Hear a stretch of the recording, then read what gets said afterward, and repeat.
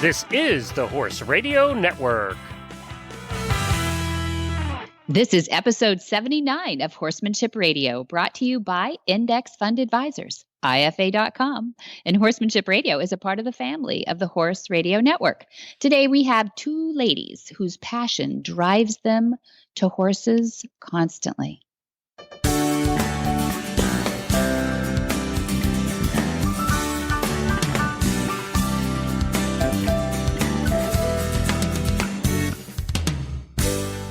This is Debbie Laux, and you're listening to the Horsemanship Radio. Thanks for joining us. Horsemanship Radio airs on the 1st and the 15th of the month, and I have my producer, Jen, with me today. Hi, Jen. Hello, and Happy New Year.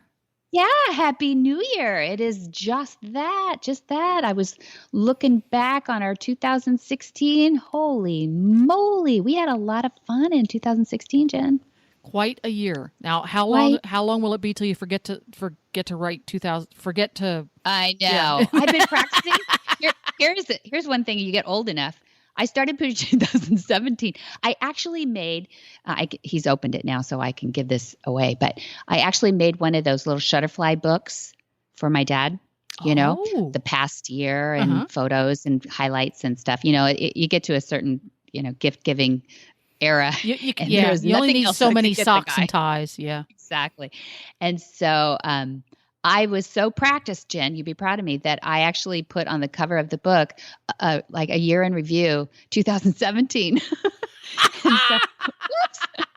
I actually had to go in, cancel the order, and redo it. Can you believe? Oh my gosh! Good thing you caught that. That would have been really I know. Funny. Yeah, I know. That's not too funny. He would have let all of 2017. I'd have to hear about. What are you, clairvoyant or what? No, wouldn't that be handy? It's like, this is what's going to happen in 2017. Dun dun dun. Exactly. Dun dun dun. And how did you get those photos?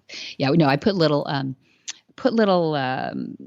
Facebook posts and quotes neat. And little things that people had said. Yeah, I love you guys, you listeners, you people who are posting on Facebook and people who listen in. Jen, our numbers this last year for 2016 have grown through the roof. And I want to look back on 2016 now, even though it's first day of January 2017, and say thank you for everybody they must be out there sharing it with friends and telling people about the Horse Radio Network and Horsemanship Radio, because we are up about 30% over last year. Yeah. And I think it's kind of cool because thanks in part to you doing this podcast, the message is really starting to it's growing organically, but it's like the podcast is the fertilizer. It's really caused it to bloom so much more robust. Yeah, thanks. That's farm jokes, right? Yes, but it's still very organic. It's not like you're out there. It's not the same kind of growth you get when you do ads on the Super Bowl. Yeah, it's a very different thing, and that's the kind of healthy growth that concepts like this and concepts in the horse industry should have. I love it. It's an open book. The horse industry should be an open book, and that's not traditional for anybody who's under 40. That is not something that's happened over the centuries. Horse trainers, horsemen have always been a fairly closed group, and it not necessarily because they are keeping it all tight to the vest. Although I would say trainers who make their living at it, felt that they had to do that. But I think it's even like farriers and stay together, and vets kind of stayed together, and there wasn't a lot of crossing over. And I think Horse Radio Network has done a great job for horses for that. And I'm particularly proud of Horsemanship Radio and all the wonderful guests that we've had that openly share. I mean, I just say, would you be on? And they say, let's go. And I appreciate all those people who've given up their time too for these interviews. But without listeners, I guess, we'd be talking to ourselves. Yeah, without listeners, we'd be talking to ourselves. And it's so cool now because I'm seeing on the Facebook, the posts that pop up that mention one of Monty's techniques or one of his research projects.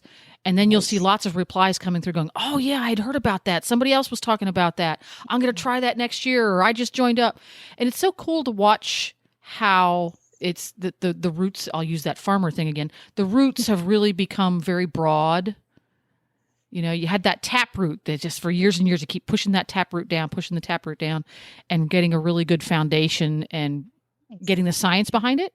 Mm-hmm. Yep. And now that science is really finally starting to blossom, and it's just so cool to watch it. And for me too, because I'm finding it's finally starting to sink in. It's like, oh, I can use that. I can really find uses for it, and it's much more organic for me to use it versus going, okay, I need to watch a video and learn how to do X, Y, or Z.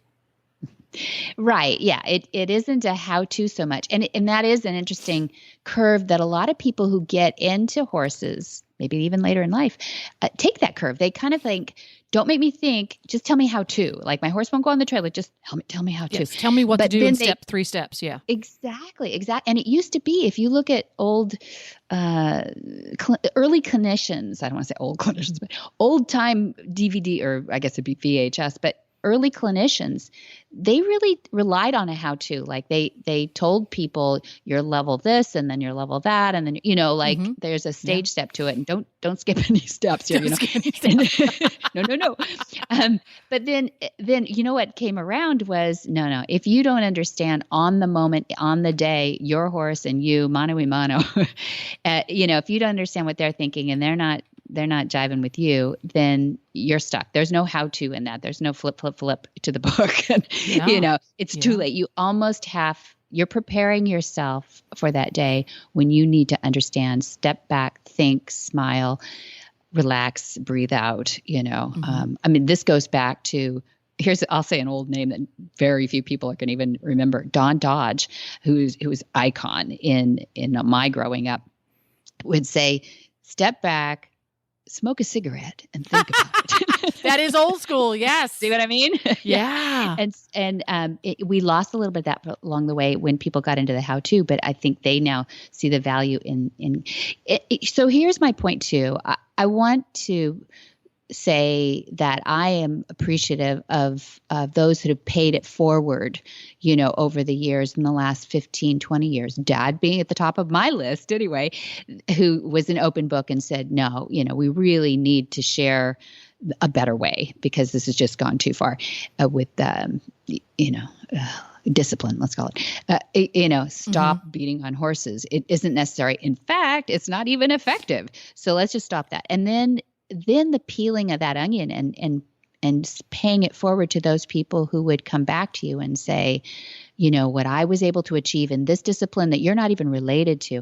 And for my 2016 Pay It Forward, even reaching back to 2015, it's Horse Radio Network. I'm happy, we've been happy as a labor of love to give this over. And then we were able to pay it forward, like Jamie Jennings going to the Gentling Wild Horse course when she first came to one of the events and then came to learn. She would say, I think, if she was on here right now, that she had no idea that she was going to completely change, her mindset, I guess. She's always loved horses. So it's not a change in really her heart. It was more in a change of how you approach, probably felt it was more effective and all these things that just opened up a world to her. And she's told me that, so I think I can share that. But to me, that's paying it forward. And now she's paying it forward to people by, her circle is just so influential and that age group and all that. So it's really exciting. It's really exciting, Jen. It is. For all of this to be happening. That's it. And what is there a particular moment, something you learned, someone you came across that you're going to look back at the end of 2018 and go, wow, that happened in 2017 and it was memorable? I know that's putting you on the spot. Well, you mean, do you mean something that happened in 2016? 16, yes. I'm ahead. You're ahead of myself. Yeah, I'm not. See, I'm doing it too. But in 2016, man, we had so many kind of a banner year. Light bulbs. Yeah, we had so many light bulb moments on air and then using them too. I think one of the most gratifying areas of horsemanship that we've been able to really affect, like it took us by surprise, is polo, and how strong, like Nick Roldan and the Brooke has some global ambassadors, and even dressage. Nick Roldan, Cambiaso, Gracita, they just completely flipped a switch and said, we're not starting our horses the old fashioned way anymore. Wow. That's so we're cool. actually going to. Yeah. And then to have Charlotte Dujardin, who's just, on top of everything in dressage with lots of breakthrough. And Carl Hester, of course, her mentor too. Carl Hester saying that join up is what they use to start their horses with. Oh my gosh. It's so affirming. And those, I think, were breakthrough affirmations. It's nice to get accolades and people patting you on the head and saying, yeah, that's a nicer way. But when these people at the top of their game say, no, this is what we use and you should too. Okay, Right. Turn off the lights. We're done. Drop the mic. Yeah. Drop the mic. Yeah. And that circles back around to what we started with in that the horse culture in America and the horse world, the industry, has continued to segment itself over and over and over and over again. And that's part of that whole desegmenting again. And that's of a benefit to the humans as well as the horses. And you guys have been a very significant part of that. Desegmenting. Okay, you're a dressage rider and you're a polo rider.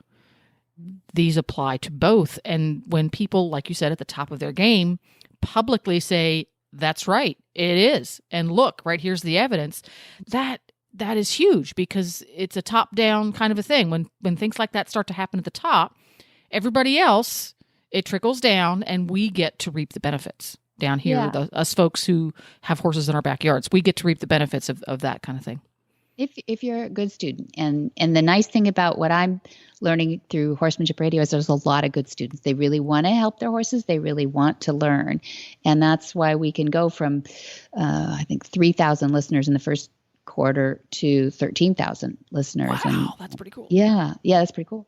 Lots of downloads. And that means people are telling people, friends are telling friends, and that's good for horses. That's good for horses. That's right. Well, yeah. It's been a great year, 2016.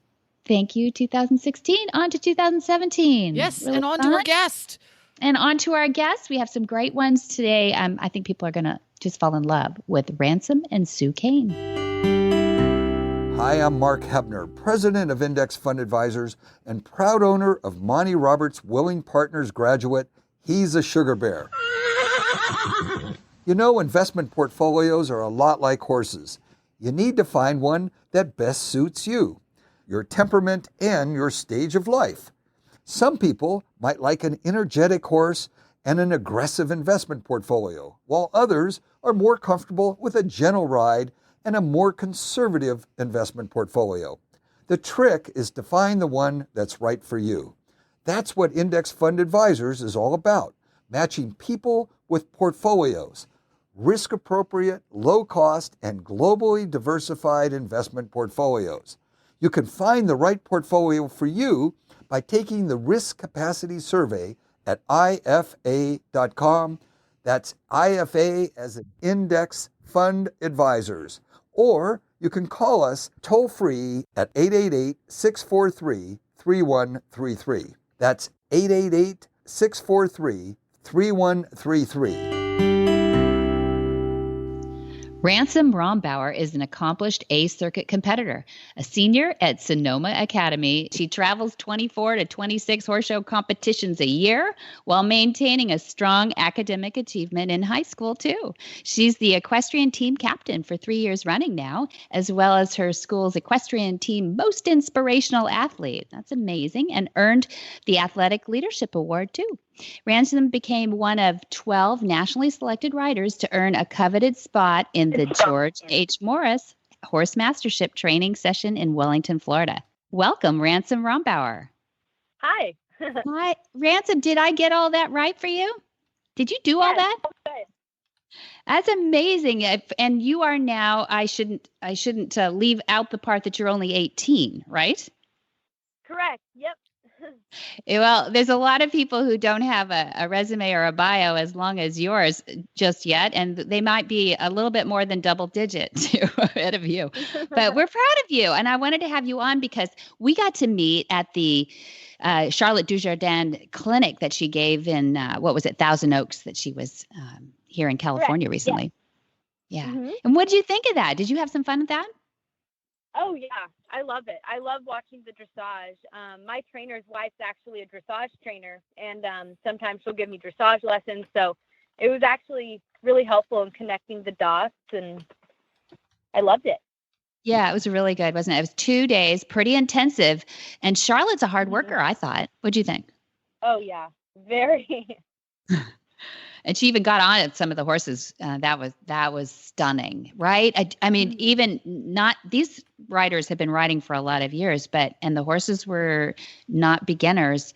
But could you believe that transformation as soon as she got in the saddle? It's as if somebody tipped the horses off that she was Charlotte, you know? Oh yeah, she's unreal. Yeah. Yeah, Yeah. she's pretty amazing. Yeah. What do you think that is? Do you think now, because you've been at this now you got into horses about 6 or 7 years old, and I'm not saying that you came in as a professional at 6 or 7, but what is that? What is that she has with horses that maybe that's something you're even aiming for? That understanding, that intuitiveness. What do you think? Um, it seems like she can really read their body language well. I think that's really important, and she has a ton of patience and is very clear. Um, and I think that's kind of the key. Is just understanding them and their body language, and then, you know, Yeah, yeah. demeanor and understanding them. So, I mean, that's hours and hours and hours and hours in the saddle, I'm sure is what you're saying too. But Oh also, yeah. yeah, but she's got a good read on horses. I think you're absolutely right. And she Mhm. seems very kind with her horses too, which pleased me Oh to yeah. see. Hmm. hmm Yeah, I think so too. And the black and white probably is the thing that most people would have noticed that she really is hard on her riders even that way, right? No, you got to be really clear every time. I loved watching it. That was inspirational for me. So I imagine you, who is you're on the hunt for these things right now. That must have been very exciting. So start Yeah. with Ransome. Tell us about Ransome. You started riding horses at 6 or 7, like we mentioned, and did you start with Mhm. jumping?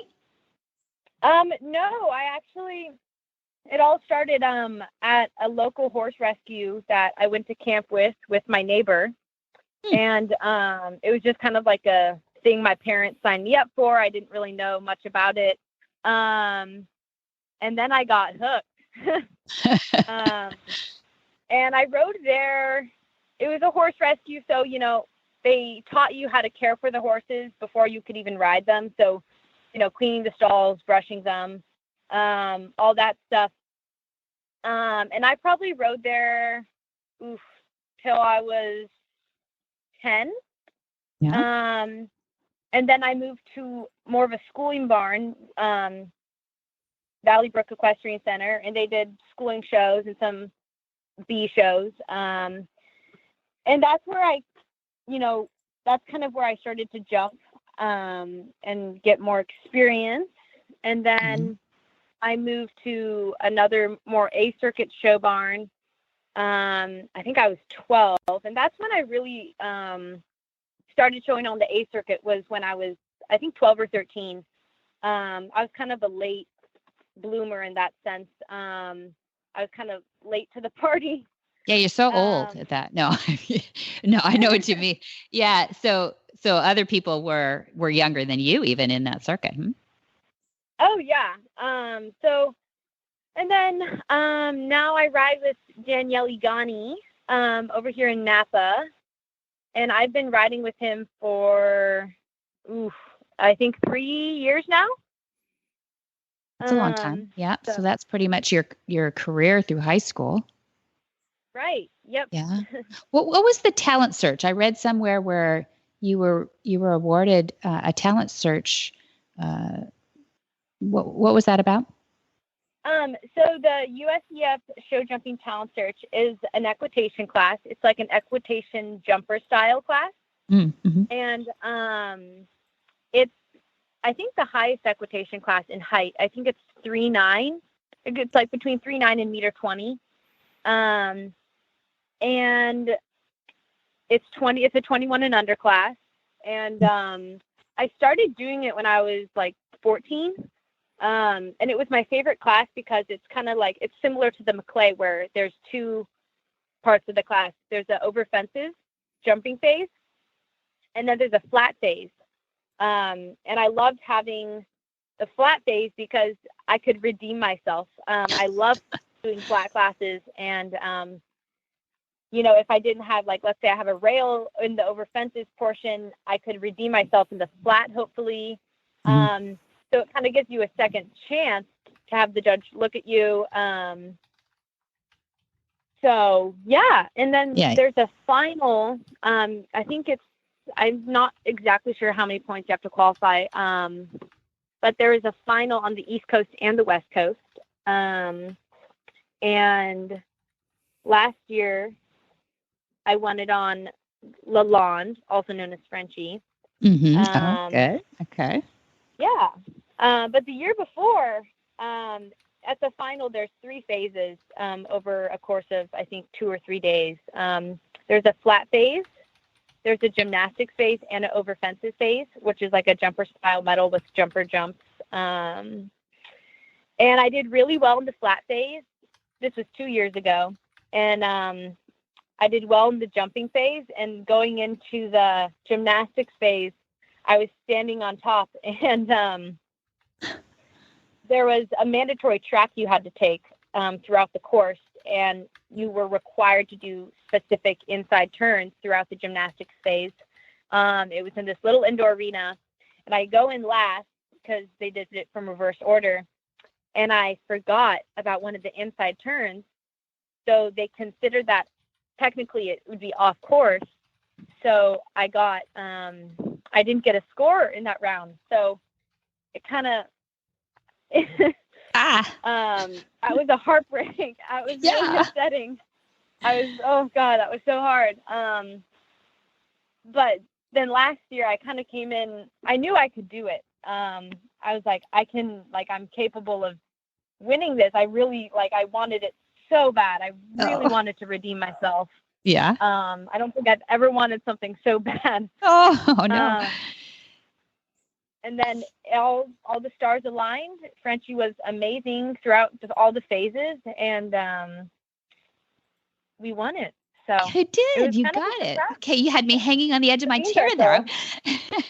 That's fantastic. So I love that you're being very diverse right now, that you're staying in your variety and you can do so many different things.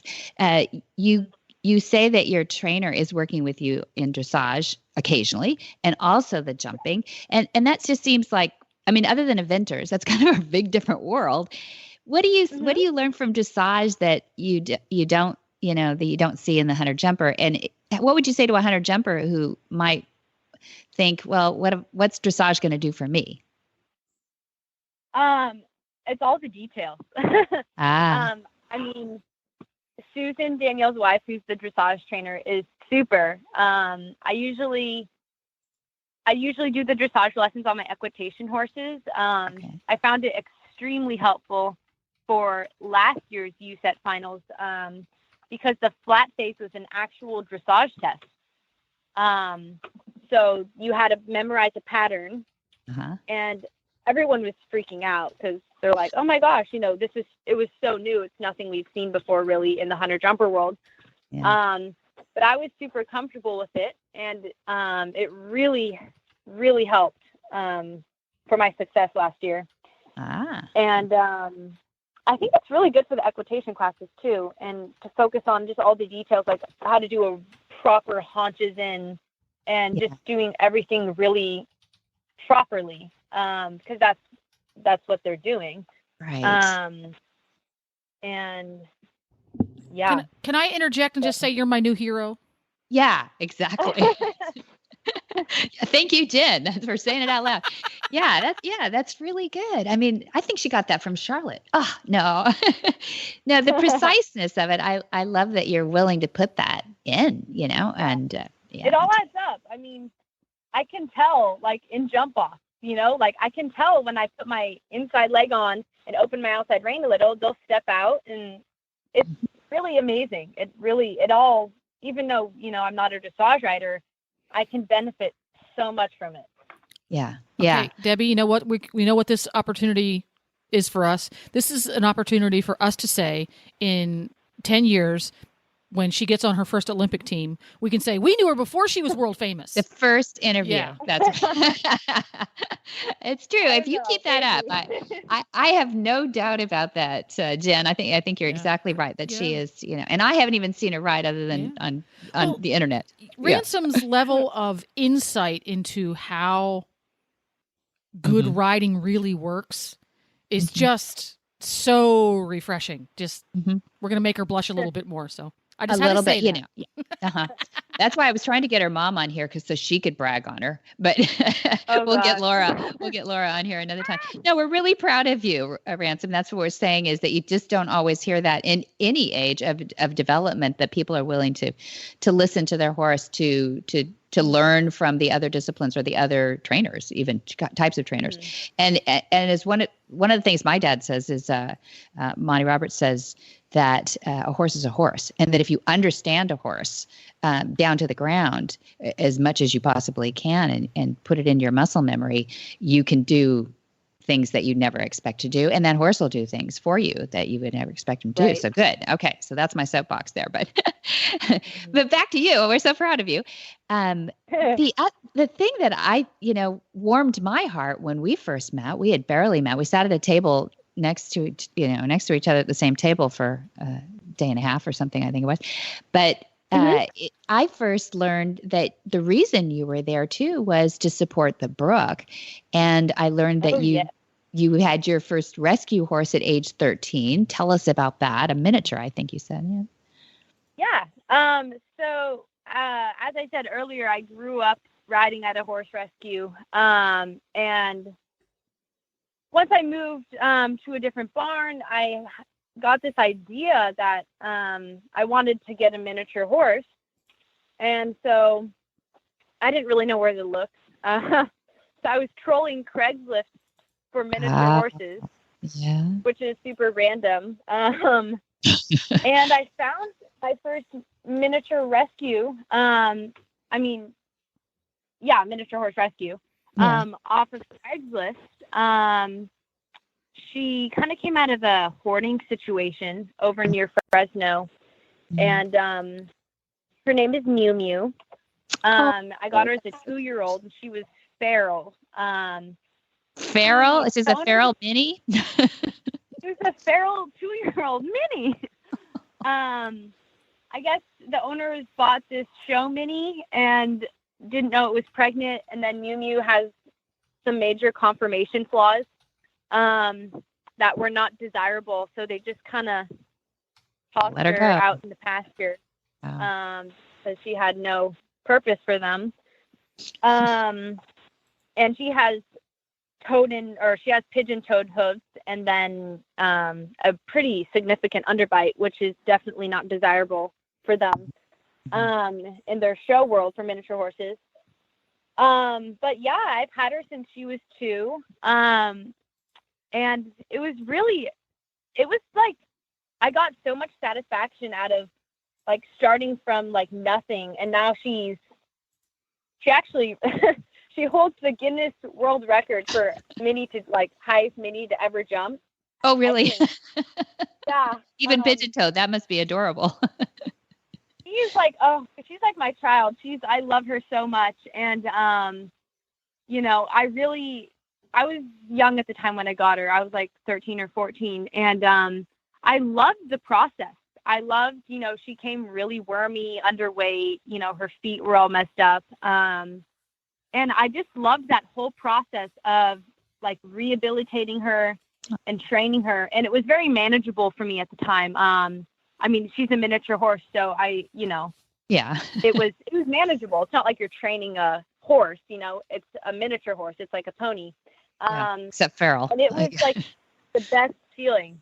Like I completely, just that moment, like on Craigslist, I stumbled upon her, and then me and my trainer, my old trainer, Devin, got the trailer. We went and got her. Like, it was kind of spontaneous, and yeah, I don't know. I completely changed her life, and it's very empowering.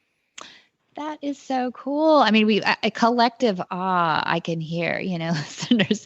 It's going to be one. I thought you were going to say you just picked up this mini, put it in your backseat of your car and went ahead. But when I heard the feral part, I knew that wasn't going to happen. So, poor. So what was the first thing you did when you got her Mew Mew home after you've named her? What did you do to begin to start her?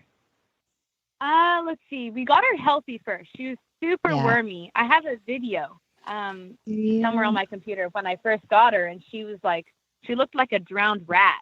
She was like furry and gross and underweight, and so we basically got her 100% healthy, or like 90% before I actually started working with her, because I wanted her to feel comfortable. We wormed her. She got her feet done. And this is not making her more happy with you when you're doing all these things either, right? I So know. now you're going further in debt here. And then I just, she was halter broke, kind of. Like, she knew the halter, but she didn't really know how to lead. I just worked with her. I spent so much time with her. I would just, go to the barn after school and just, like, hang out with her. Just, like, sitting in the stall with her, too. Just, like, I spent so much time with her.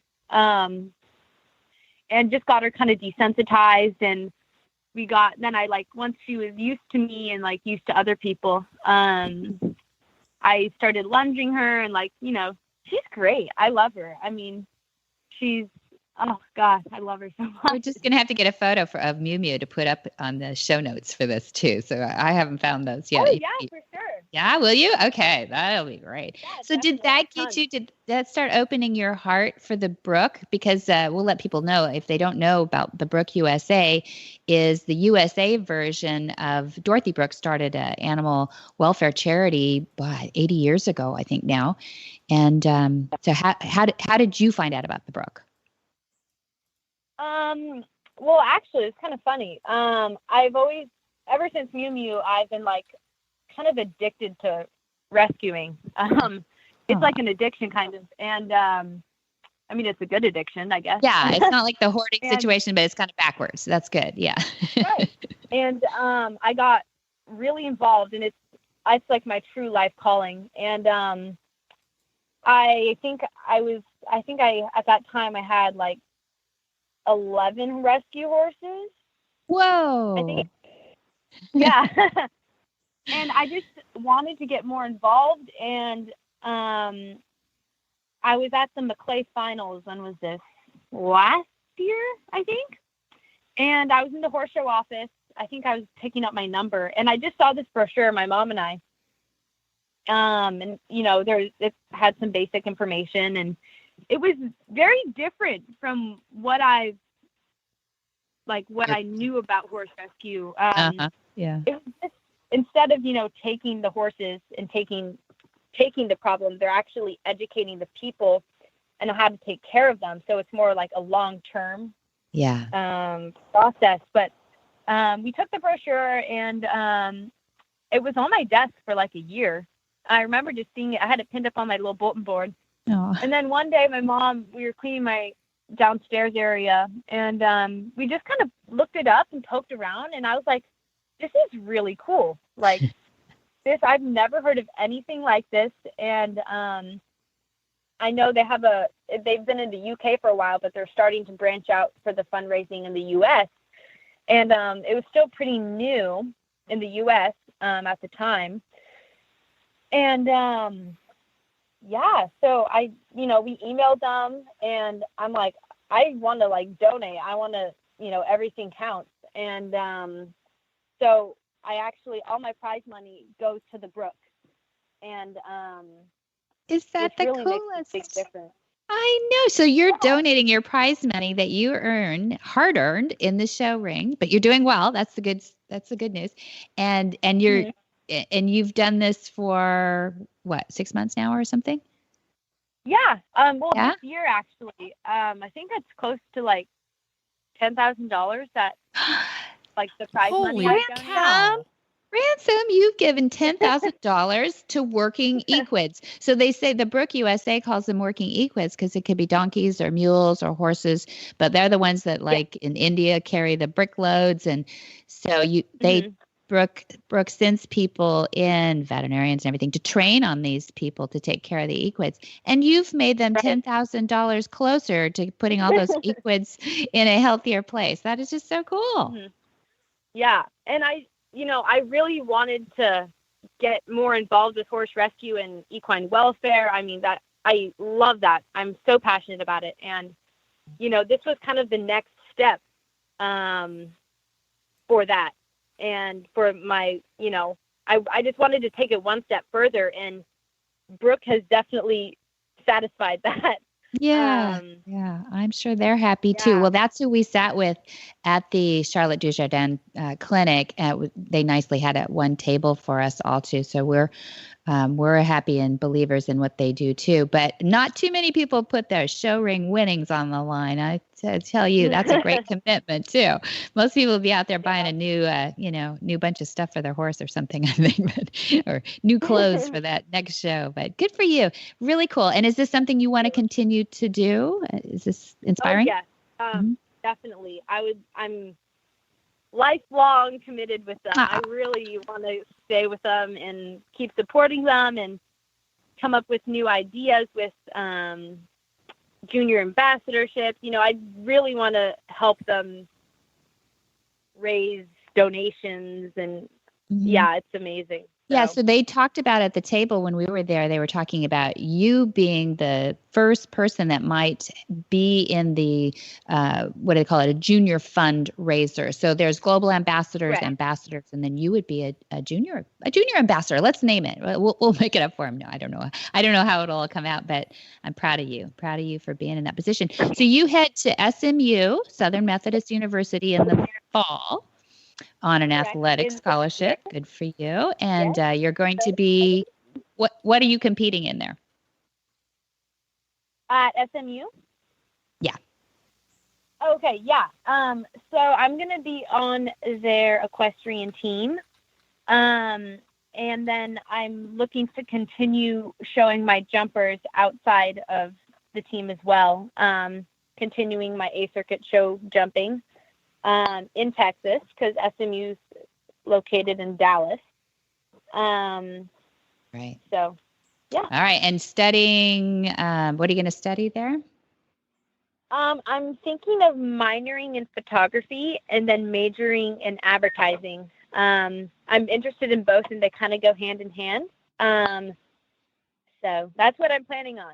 Good girl. Good girl. Well, it's always, you got to have a goal out there. I know you, as a freshman, you can tell your mom that you can redo everything if you have to, but you can change your mind anytime. Yeah. You got a few years to figure that out, but we're going to watch your career, and I hope we can have you on again and you can tell us how it's going, and, keep the clock running on the donations to the Brooke USA, and tell us about racking up some more trophies and ribbons and Frenchie, and keep us abreast. Okay.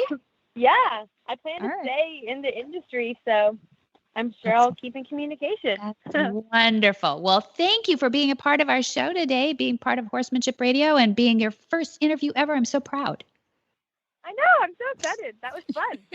We're going to put this one in the archives, and we're going to play it when you make your first international team. No doubt. Yeah. Nicely done. Okay. Nicely done. Thanks a lot. We're really excited because Sean's Omega Fields company has done something amazing for one of our test horses. His name is Cadillac.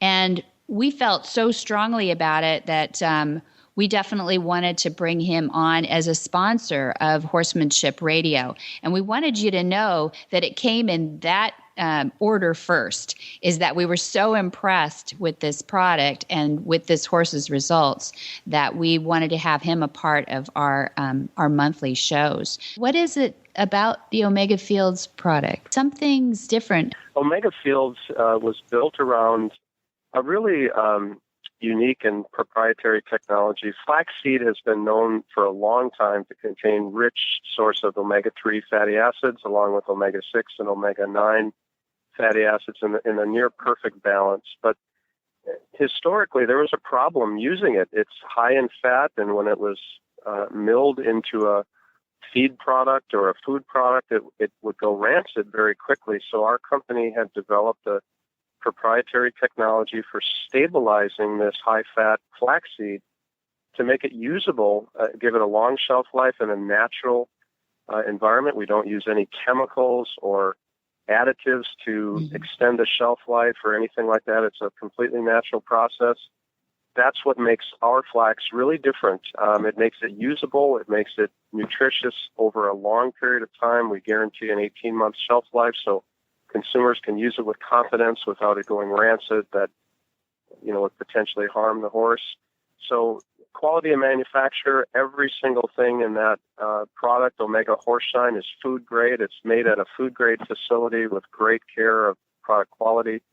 The stabilization technology makes that omega-3 nutritional value locked in and usable for a long period of time. So proof is in the pudding, so to speak, that it really works. You'll see dramatic results in a fairly short period of time. Dr. Sue Kane is an author and a mother, as well as a lifelong equestrian.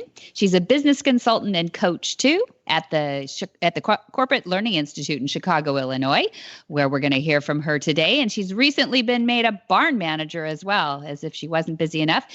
But we're here to tell you that her book won the category of equine educational training for humans, that's not horses, at the Equus Film Festival for the book called Horse Sense for Leaders, Building Trust-Based Relationships. Welcome, Dr. Sue Kane.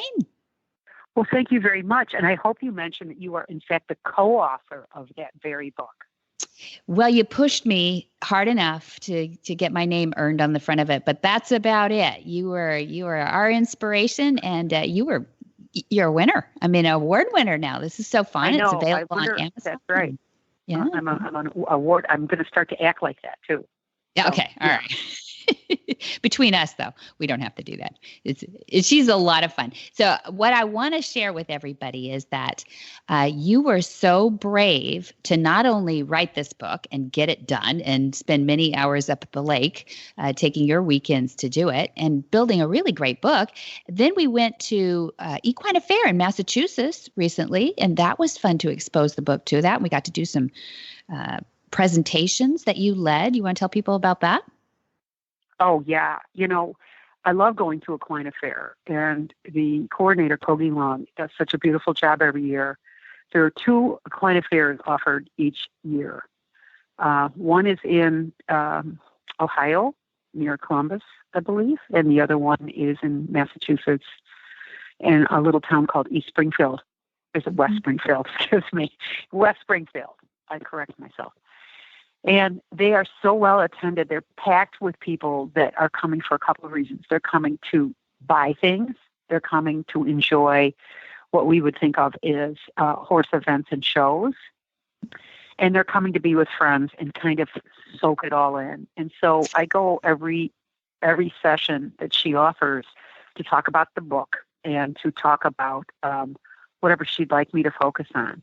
And sometimes it's the book and sometimes it's other things. But yeah, very well attended. The next one will be in 2017, April, I believe. Mm-hmm. That's Ohio. I can give you some details in a minute. In Ohio, yeah. Yeah, good, because they should come see you. You are not only a lot of fun and entertaining to watch, but I think everybody takes away a lot from those presentations too. They seem to get into it. You're not the typical equestrian lecturer. Let's put it that way. You've been doing this a long time. For sure. You tell good jokes. Yeah. And I love your angle behind it that is so good is that for 30 years you've been studying people, and especially horse owners and barn managers. And you know something about us that we don't always know about ourselves because you've done so many you've done so much corporate training, and you've done so many analysis of personalities and how we work together. This is the angle that I love about you, Sue. If you weren't my close friend, I'd always be worried about what you're thinking I'm thinking when I'm talking to you. Life is a big, projection. No. I mean, I don't know what's going on in people's minds, but I'm a keen observer of behavior and of human behavior. And I'm always struck by how interesting it is how we relate to our horses and why we find it so enjoyable or not to be with our horses and what that's about and how people can make it better. By the way, I just did a little research. The Equine Fair for Ohio is coming up, that session, April 6th through the 9th, 2017, at the Ohio Expo Center. And it is actually, people can go to equineaffair.com and find that out. But, seriously, that is a fun event. Yeah, 6 through 9, April 6 through 9. Is that what you said? So it's early in April. 6 through 9, 2017. Yeah. Yeah, it's fun. It is fun. I mean, the November one that we went to in Massachusetts is more of the gifts and Christmassy, and that was fun too. That's a needed element in our lives, our shopping therapy. But the Ohio one, I find they get great clinicians in there. I mean, you're a speaker there too, but also all the horse training. And it's just, I mean, Ohio is a big horse area anyway, right? And right. I just have always found when I've gone, not that I go every year, but it's a great event to go to. So we'll come see you there for sure. Great. And I think one of the things that you do well in the presentation, I mean, let's get into Horse Sense for Leaders a little bit, the trust-based relationships. How do you, in a nutshell, how do you take horse sense and what you've learned through the horses to the leadership in your business and in your barn? Yeah, well, let me tell you, it's a hard sell for people that don't know horses, and it's an easy sell for people that do. So if you're lucky enough to have a few people in your audience, your corporate audience, in my case, that have any affinity or any experience with horses, you're home free. And if you don't, what people think about horses who don't know horses is that they're predatorial. And what they assume because of the size of horses is the horses are really out to get them, and they have to outfox, outsmart, break the horse, tame the horse. And what they don't realize, of course, is that the counter, the opposite is true, if you will. And so I'm always struck by that mindset. And I'm curious about that mindset because so many leaders come into their relationship with followers, I don't want to say as predators, but certainly in an authoritarian way. And they feel they sometimes have to overcome the other individual instead of collaborate. And in the world right now, we have a lot of role models that say, look, effective leadership is about overcoming and bullying. And we have other leaders that are more about, hey, authentic, effective leadership is about high collaboration and trust. Yeah. So you kind of have to decide for yourself. Where do you fall? What do you think? And the thing that strikes me about Monty Roberts and his work, his seminal core work, is he's already decided. He errs on the side of building trust and collaboration. And so I like to use that analogy with leaders. Make a decision. And now that you've made a decision, what are you going to do with that choice? Going forward, how are you going to lead people that are following you? What kind of behaviors and skills do you want to call in these people that'll make a difference to that net end? And so we're going through, I'm a student of leadership, and so we're going through a period right now of questioning that. Is collaboration and trust really an important part of being an effective leader or not? And the coin is in the air for a lot of us. It's very interesting to watch in the political realm right now, for example. And so I'm struck by that. Yeah. But I love the analogy of building trust instead of using force. And I think it's incredibly powerful to use that analogy with corporate groups. So why do you think the choice is made sometimes that leadership should be about bullying or force versus collaboration? Do people think it takes too much time to build collaboration or trust, or is it just tradition? Well, I have a couple different answers for that one. And we have to go to the researchers to find out with each human being how people are built internally, what they really believe to be true and why. And part of that is nature versus nurture. We come into the world, equipped with certain propensities, and then the world shapes us, if you will. So early on, there was a team of researchers. Their names are White and White, and they did some research on infants. And they found that infants, there were slow to warm, kind of medium to warm, and easy to warm infants. And now we're talking about temperament. And so we're entering the world basically with a temperament. And then the world shapes whether or not that temperament gets played out or it gets hidden or it gets used. And then what happens is we form opinions and ideas and personalities. And I look at trust as a rubber band. It's a capacity, not an emotion. And some of us in our worlds, we don't have a lot of compassion or trust for obvious reasons. The world hasn't been kind to us. We haven't had any role models or need to be that way. We're spending more time protecting ourselves. We're spending more time being defensive. We're spending our time being offensive. And there are other people whose rubber bands of trust and compassion are very big, and they don't have a need to protect or hide. You might even categorize these people. Some psychologists might say there are optimists and pessimists in the world. But in my understanding of leadership, and geez, I spent years studying it, really, it's so complicated. It's that marriage between who you are, what you really believe to be true, and the organization that you're leading with it. And is there a fit? Are you able to practice what you really believe in or not? And so that is a roundabout answer for you. I know it is, isn't it? Oh, no, it's good stuff. So can you take this to somebody who may not be in the corporate world, somebody who just says, I really prefer my horses over people sometimes. But what in the familial setting, in your family, can these same things apply? Or is this more like a corporate structure? Yeah.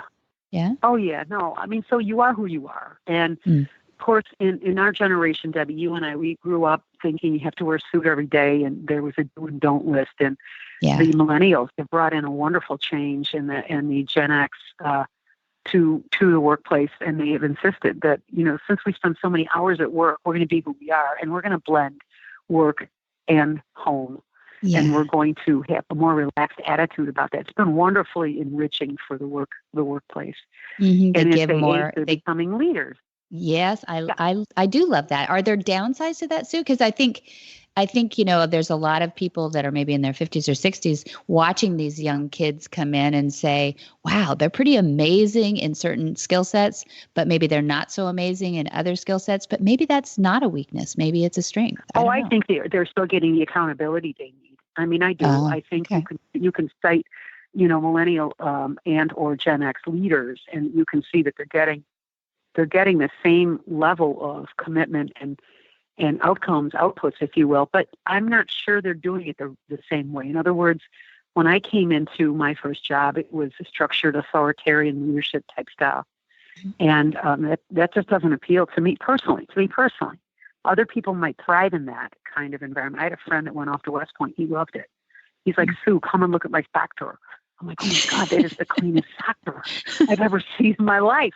How could you have such a, well, they taught us that at West Point. Like, oh my God. Yeah. That's a serious business there. But some people thrive in that kind of authoritarian. I just don't happen to be one of them. Yeah.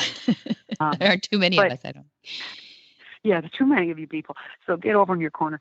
But I think that research will say that the world is changing. We are having the dialogue now, and we're seeing that there is a plethora there's diversity. There are people. We are not a single race of people here in the United States as we once thought we might have been. That we are a melting pot, and that there is diversity in the notion of inclusion in the world now that needs to be focused upon. And how do we help people feel included? And as a leader, how do we stretch our rubber band so that we can not out or eliminate some really important players? How can we help these individuals do their very best work who are not like me? So the issue of diversity and the issue of inclusion are big, huge training issues right now in any organization because diversity is critical. And, also on college campuses, I'm doing a lot of coaching in program design for college campuses where they're experiencing the kind of the reflex of how do we deal with our minority, majority students? How do we balance diversity? How do we ensure respect for all? That's a conversation in the national forum right now. Is it important? I say it's important, but that's how I lead. Respect is a great word. I don't hear enough about that around horses and horse people and leaders in general. There's broken barriers there on respect and politeness and all those things too. You learned all that from the horse, huh? That's pretty good. Yeah. Well, I think it is a profound case study. The join-up concept is a profound case study. It is it's a dialogue between human and horse.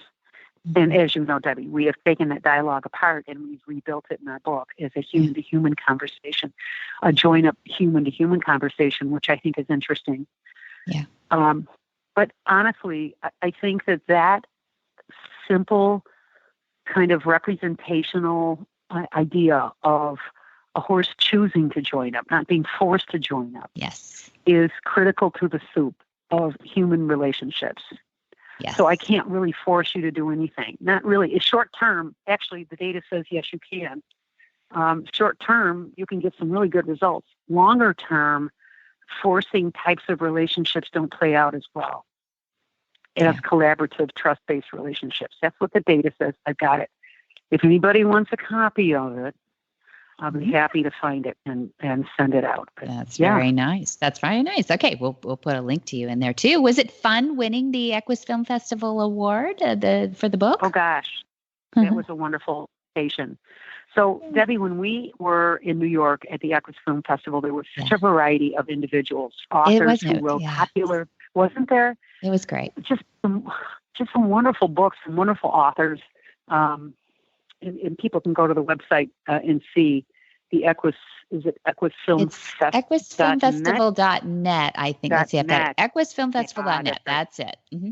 Yeah. It's really they worth should go there and see, because gosh, there was short films, long films, international documentaries, U.S. based, wonderful artists, the books, the commercials, all art. I mean, this is the first, it's the fourth annual, but it's the first event of its kind really dedicated completely to equestrian theme film and art and authors. They had a poster that that won for its designs, and but you were on the panel. Yeah. I mean, they must have loved having you on the panel. You're so well spoken. You're not just like the rest of us who think, ooh, it'd be cool to be able to write a book about horses. That's what we love. You've got weight behind you, got science behind you. So no, it was a good judges. Panel discussion. Yeah. They wanted to know, the key question for our book was, what is this about? And I'm like, well, it doesn't really have much to do with horses. It has more to do with horses as a case study. And then you deciding as a leader, how would you help others join up with you?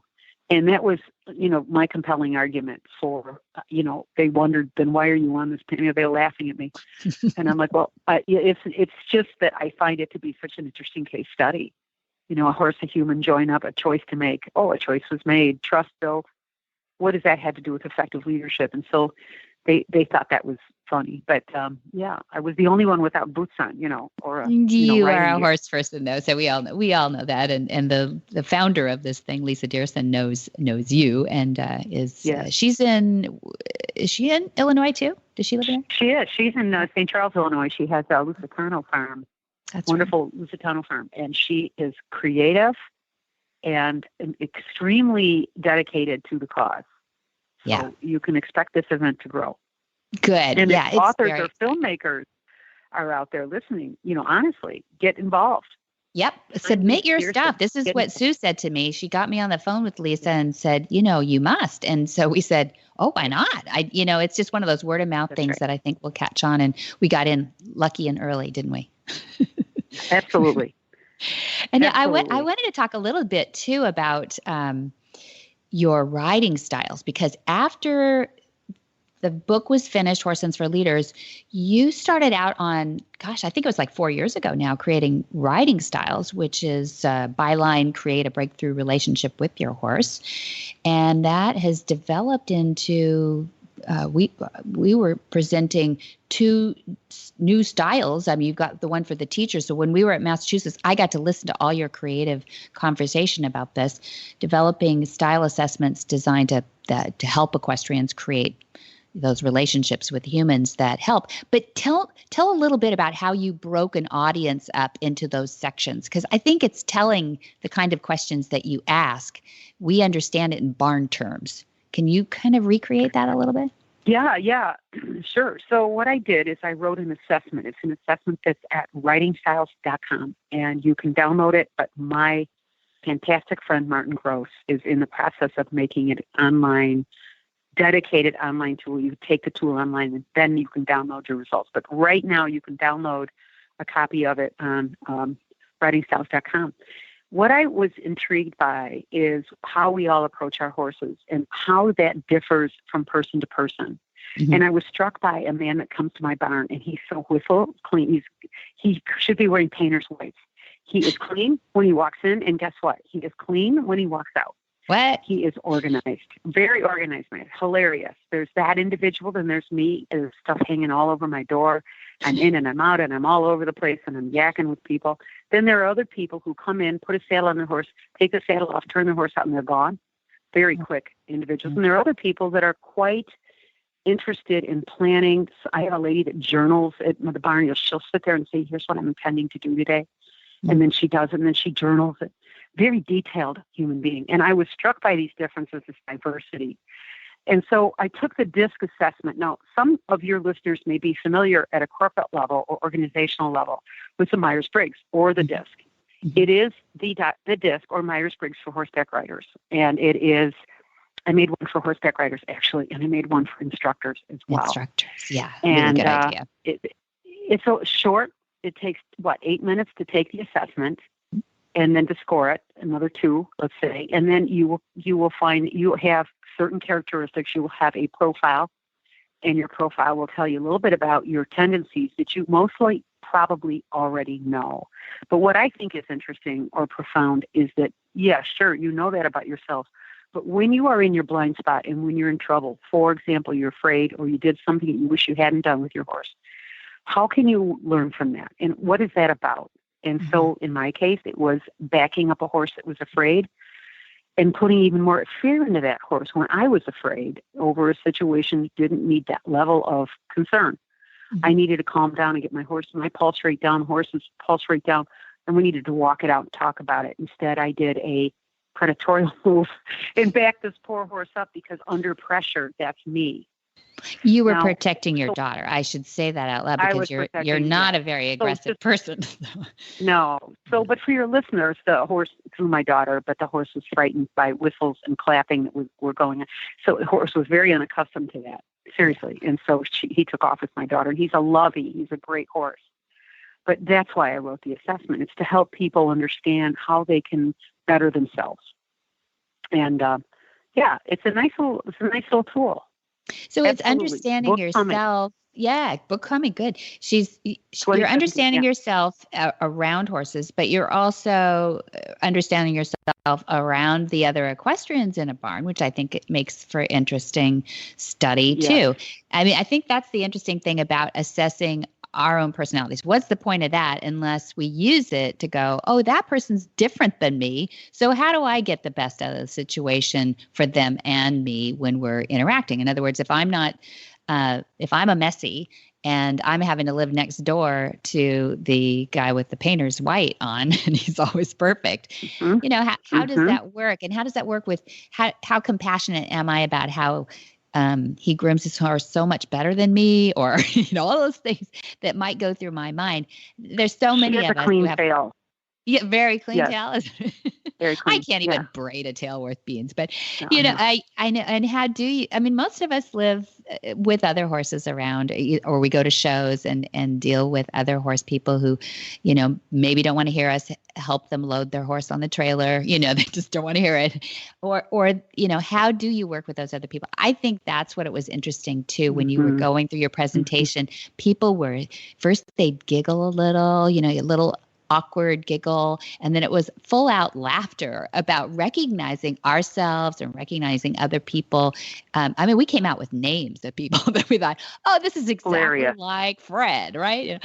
And that's fun. I wish every equestrian center would get together and kind of put one of these things on. Everybody do a riding styles assessment and every instructor. Yeah. You know what's interesting, and what strikes me as so interesting is that so many equestrian centers are emotionally, there's an emotional culture that lives in that center. And even though sometimes you acknowledge it's not always perfect, we all struggle within it in to a degree. In our culture, in our barn, there's always that, do you like me? I hope you're going to be nice to me kind of mentality. A lot of us come to the barn and we let our guards down, I mean, we're there because we want our endorphins to fly free, enjoy our horse and get away from it all a little bit. That's sometimes the reason they have a horse, not always. but it does create a culture. And then sometimes that culture can be quite a painful experience. So yeah, it really helps to understand, why is Melinda always looking at me funny? And I don't seem to, she always comments on my seat, and I don't care about my seat. What I care about is whether I brought carrots today, or that I'm going to have a fun day today. Yeah. But it does help. Of course it does, to deconstruct how people are the way they are. And it's not about you. It's just about them. It's about their style. That's why we wrote it. Yep. Perfect, Sue. Thank you for that explanation. I think it would make a lot of sense to people knowing that tool is out there. So Sue coaches, she designs training, she facilitates them, assesses the needs of her client, and then plans a way forward. Thank you, Sue Kane, for joining us today on Horsemanship Radio. Thank you for having me. Whisper the language of the herd. Listen, you don't have to say a word. It's time for Jamie Jennings to fetch an email from Monty Roberts' inbox and share a morsel of Monty's wisdom in a little segment we like to call Ask Monty. Leave this world a better place than mine. The magic in the language of the herd. Dear Monty, what do you think about children using whips? My daughter, who is 8, abandoned the ponies and rides big horses now. She is quite small for her age, and when she's sitting in the saddle, her feet hardly touch the horse's body. In the school where she rides, she is asked to carry and use a whip in order to make the horse react when she cannot use her legs and feet. I don't always agree with that method because the horse can have a negative reaction. What is worse is that she takes the whip as a toy sometime and even whips her Barbie horses when playing. As you say, the whip can do more harm than good, so what is the alternative? Monty's answer. Trust is the critical foundation for communicating in the language of the horse I call Equus. Without trust, the flight animal cannot become a willing partner. I recommend that you provide this young child with a soft giddy-up, which is made from cotton fibers braided into a thick rope. At one end is a tassel, and the other a loop that fits over the wrist. The rope can be swung in an arc across the horse in front of the rider, meeting the horse just behind the rider's legs. Due to the nature of the material and the type of braiding, the rope cannot cause pain. The rider should swing the giddy-up rope left and right across the midline of the horse in a rapid back and forth motion. With blinkers in place, the rider should be patient and continue this motion, increasing in intensity while waiting for the horse to take any free steps forward. The rider should be diligent and watch for a positive response. The instant forward motion is achieved, the rider should cease to swing the giddy-up rope and stroke the neck of the horse in congratulation. The rider might use clucking or chirping sounds during the use of the giddy-up rope to add to its effectiveness. By sending both visual and auditory cues, you are likely to achieve the desired result. It is extremely important for any horseman to be reasonable in his demands where workload is concerned. You must never demand from a horse to the extent that you discourage his generosity. There is virtually no way to clearly outline here what is reasonable or unreasonable. It is, however, important that the horse owners seek advice of professionals about the extent of the workload. There are horses who can handle a heavy workload, and then there are those who are a great deal more fragile. We must be diligent to watch for the signs of discontent when making demands on the energy reserves of our horses. Almost every balker that I am asked to work with turns out to be a horse that resists backing up. For some reason, many horsemen seem to think that schooling a horse to back up will cause him to be a balker. Nothing could be further from the truth. For more of these insights into good horsemanship, go to www.montyroberts.com and click on the orange banner that says Get Free Horse Tips. Hi, I'm Monty Roberts, and I know that I'm transforming the lives of horses globally. You can learn to do it too on my Equus Online University. There's a new lesson on there each week, all the way from join up to advanced. Watch world's champions give their lessons. Join at montyroberts.com. Go to my Equus Online University. You can transform your horse too. What in the wide, wide world of sports is going on here?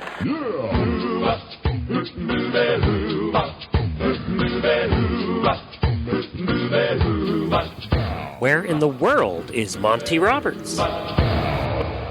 Monty is looking forward to meeting some new friends, two-legged and four-legged, in Brazil and England in March, and then Germany in April. In fact, we have the Germany dates now, and tickets are on sale. March 31, he'll be in Munich. April 9th, he'll be in Redefin, Germany. In April 20, he will be in Dorsten. April 22, he'll be in Alsfeld. And then he jumps to, there will be some dates in between there, but then we want to reiterate that we will have a Gentling Wild Horses course at Flag Is Up Farms July 10 through 21.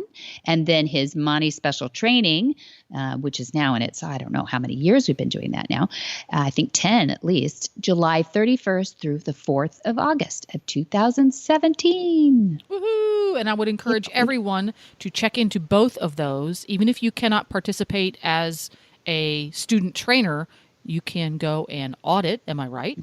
Yes, you are so right. Because it really is a language. It's like learning a second language. Everybody in school back in the day was always required to learn a second language, and many people today, English is their second language, so they're familiar with how that whole thing works. Yeah. And it really is a second language, and it's worth learning. Equus being the language really is, because why do they call it that? That's just weird. It's hard to get their head around. Okay. I finally had a light bulb moment very recently in that it really is a language, and it's like learning a language, because they say when you first learn a second language, because this is a second language from the human's point of view, we already speak human.